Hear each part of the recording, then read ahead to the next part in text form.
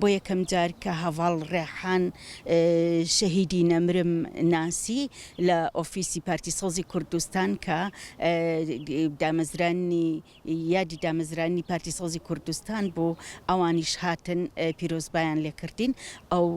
کاتا من هەڤاڵ ڕێحانم ناسی. هەڤاڵ ڕێحان کەسایەتێکی زۆر بەرز و میهرەبان و خاوەن کەسایەتێکی تایبەت بوو کە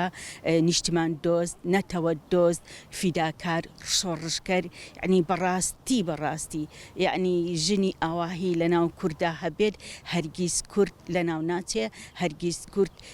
دژمنان و هێزی دژمنان چۆکیان پێدا نایەت. بەردەوام ئەو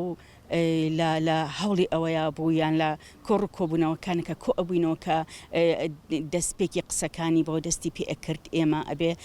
خەباتی سیاسیمان بەهێز بێ بەرامبەر بە دوژمنان چۆکدانێن لە ئاستی هێزەکانی دوژمنە ئێمەی ژن بەرامبەر بە براکانمان شان بەشانی براکانمان پیاوان ئەبێ خەبات بکەین تێکۆشان بکەین لە پێناوی نیشتیمان و نەتەوەیە ئێمە ئەبێ بەهێز بین ئێمە ئەبێ نەوەستین فیداکار بین نەتەوە دۆست و نیشتیمان دۆست بین هەتاوەکو یەک بگرین بە تایبەت ئەوەی هینی لەسەر ئەوە ئەکردەوە ئەوەی تکرار ئەکردەوە کە ئێمەی کورد هەمومان ئیش بۆ حیزب نەکەین ئیش بۆ نەتەوەی کورد ئیش بۆ خاکی کوردستان بکەین یەک بگرین بەیەکگرتن هێزێکی بتە و دروست ئەبێت و چۆک بە دوژمەندایە. کاریگەری زۆر هەبوو لەسەر هەڤاڵەکانی لە باشووری کوردستان لە هەموو کۆڕ و کۆبوونەوەکانە ئێمە سەرنجی ئێمە ڕائەکێشا بەڕاستی ئەو هەموو کات ئامادە بوو زۆر ئەکتیڤ بوو زۆر ئەکتیڤ بوو زۆر جددی بوو لە کاتی کۆبوونەوەکانە هەموو کات لە کاتی خۆی ئامادە ئەبوو زۆر ئەکتیڤ بوو لە هەموو کۆبوونەوەیەکە ئامادە ئەبوو هیچ کاتێک لە کۆبوونەوەیەکە ئەو دوانەکەوتۆیان ئەو ئامادەبوونی یعنی بڵێن غایب نەبوو لە کۆبوونەوەکانە زۆر سەرنجی ئێمە ڕائەکێشا ئێمە زۆر وەکو چۆن ئەڵێ خۆزگەمان پێ ئەخواست کە وەکو ئەو بین لەبەر ئەوەی ئەو زۆر فیداکار بوو بەردەوام لە مێشک و لە هزر و لە قسەکانیا ئەوە دەرئەکەوت ئەو نیشتیمان دۆست و نەتەوە دۆستە ئەبێ هەمومان هەروە بین ئەبێ ئێمە ژیانی خۆمان تەرخان بکەین بۆ ڕزگاربوونی ئەم نیشتیمە